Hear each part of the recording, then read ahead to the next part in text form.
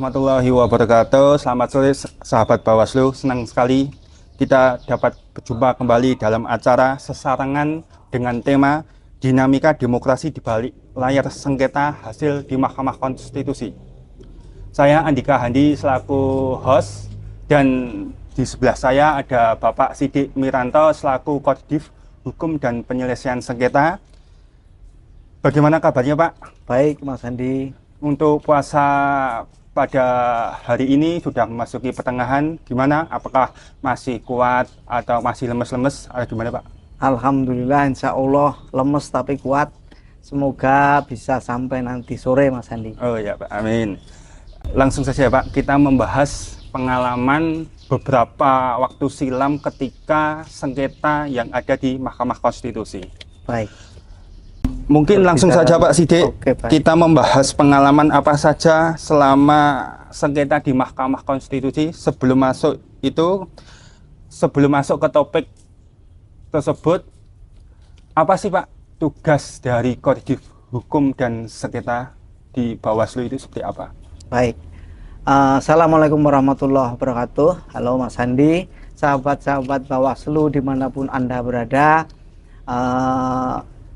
Kita melakukan ngabuburit pengawasan sesarengan ini terkait pengalaman kita di PHPU. Sahabat-sahabat Bawaslu semua bahwa fungsi tugas kita sebagai Bawaslu di Kabupaten Klaten adalah memberikan keterangan nanti ketika minta oleh Mahkamah Konstitusi di persidangan nanti, sehingga kita harus menyiapkan semua data dokumen yang terjadi di tahapan-tahapan pemilu. Demikian Mas Andi. Oh ya, untuk peran Bawaslu sendiri di sengketa Mahkamah Konstitusi itu seperti apa Pak?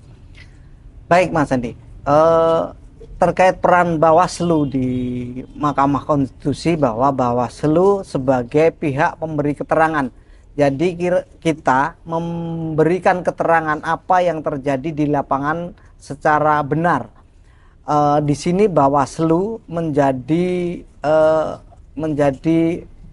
panjangnya tangan dari Mahkamah Konstitusi, sehingga Mahkamah Konstitusi nanti bisa melihat permasalahan yang terjadi seperti apa dan berefek nanti untuk mengambil keputusan apa yang harus diambil oleh Mahkamah Konstitusi terkait permasalahan tersebut. Demikian Pak Andi. Untuk dinamika tersendiri waktu di Mahkamah Konstitusi berlangsung itu seperti apa Pak? Dinamika yang sangat panas, menegangkan seperti apa? Baik Mas Andi, sebelum masuk itu, bahwa perjalanan dari kita di Kabupaten Klaten waktu itu ada perselisihan yang diajukan ke Mahkamah Konstitusi, sehingga kita berkoordinasi dengan teman-teman untuk mengkoleks data itu, sehingga kita nanti di sananya bisa memberikan keterangan-keterangan apa yang terjadi sebenarnya, sehingga Mahkamah Konstitusi bisa melihat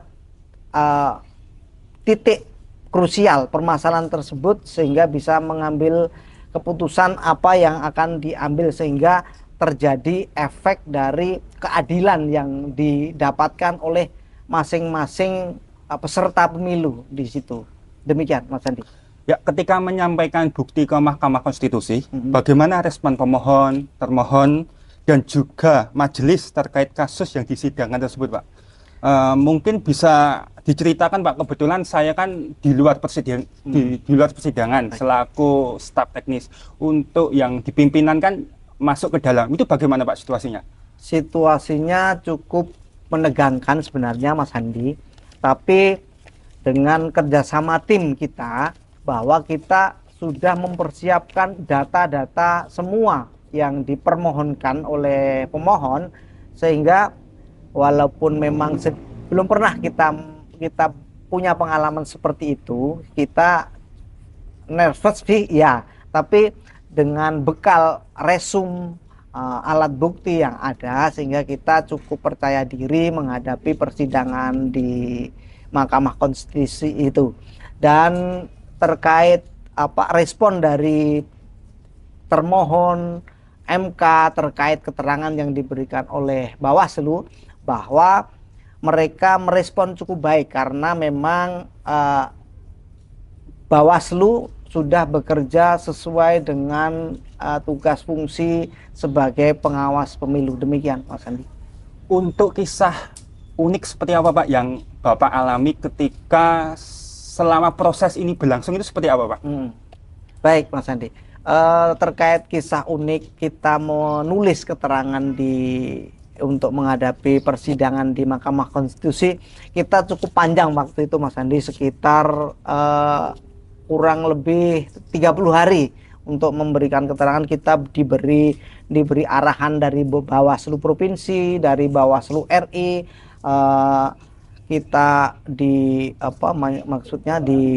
disatukan di sebuah hotel di sana, di Millennium. Waktu itu kita menulis di sana bersama teman-teman tim, dan penggandaan alat bukti yang waktu itu di sekitaran hotel, kira-kira tempat fotokopi sudah penuh, sehingga kita mencari relasi sampai ke lain tempat di Jakarta Timur waktu itu, sehingga cukup melelahkan. Tapi memang itu sudah menjadi tugas kita sebagai pemberi keterangan di Mahkamah Konstitusi, sehingga pekerjaan tersebut harus kita selesaikan, dan alhamdulillahnya semua pekerjaan bisa kita selesaikan dengan tim dengan baik dan benar. Begitu, Mas Andi. Untuk pemberi keterangan sendiri kan kita Bawaslu itu sebagai pihak pemberi keterangan. Benar. Menurut Bapak bagaimana penyusunan keterangan tertulis dan daftar alat bukti ini seperti apa Pak? Baik, Mas Andi. Terkait penulisan keterangan tertulis dan alat buktinya, kita memberi keterangan terkait pemohon yang sudah di register oleh Mahkamah Konstitusi, sehingga kita dari dalil-dalil tersebut kita mengurai satu persatu terkait apa yang menjadi jawaban kita yang kita lakukan pada waktu tahapan-tahapan pemilu. Terkait alat bukti, kita juga sudah berkoordinasi dengan teman-teman sampai jajaran di bawah, Panwascam, Panwas Desa dan seterusnya, untuk di lokus-lokus tertentu yang didalilkan, sehingga kita menyisir semua. Dan kita sudah waktu itu pertama kita membuat tim untuk mengkulik alat bukti tersebut, sehingga semuanya sudah tersusun dengan rapi dan baik. Demikian, Mas Andi. Oh ya Pak, sebelum kita menyusun alat bukti dan keterangan, dari pihak Bawaslu sendiri persiapannya seperti apa Pak?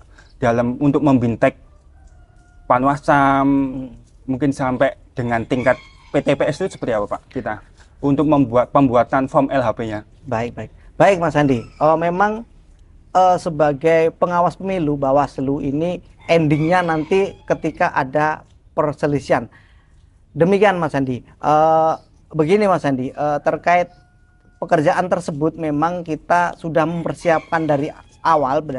Kita membuat tim untuk menyusun alat bukti tersebut. Kita dengan teman-teman komisioner lain berdiskusi bagaimana nanti kita bisa menyusun, mengambil alat-alat bukti dengan baik. Intinya begini Pak Mas Andi, bahwa Bawaslu ini ketika sudah melakukan tugas fungsinya dengan baik, itu sudah cukup. Nanti kita bisa memberikan keterangan di Mahkamah Konstitusi. Yang pertama, kita melaksanakan pengawasan dengan baik, melakukan pencegahan, kemudian penindakan. Ketika 3 hal fungsi tugas Bawaslu tersebut dilakukan, kemudian kita mendokumentasikan pekerjaan kita, tugas-tugas kita dengan baik, kita pasti nanti di MK sudah mempunyai alat bukti yang cukup untuk dijadikan dasar pemberian keterangan. Demikian Mas Andi. Oh ya, luar biasa sahabat Bawaslu terkait dengan penjelasan Pak Kordif Hukum dan Sengketa Bawaslu Kabupaten ini. Semoga dengan acara ngabuburit pada sore hari ini memberikan pencerahan kepada kita semua terkait bagaimana peran Bawaslu di Mahkamah Konstitusi. Sahabat Bawaslu Kabupaten Klaten, demikian ngabuburit pada hari ini. Terima kasih kepada Pak Sidik yang telah memberikan informasi terkait adanya PHPU yang ada di Kabupaten Klaten. Baik, Mas Andi. Sekian, wassalamualaikum warahmatullahi wabarakatuh.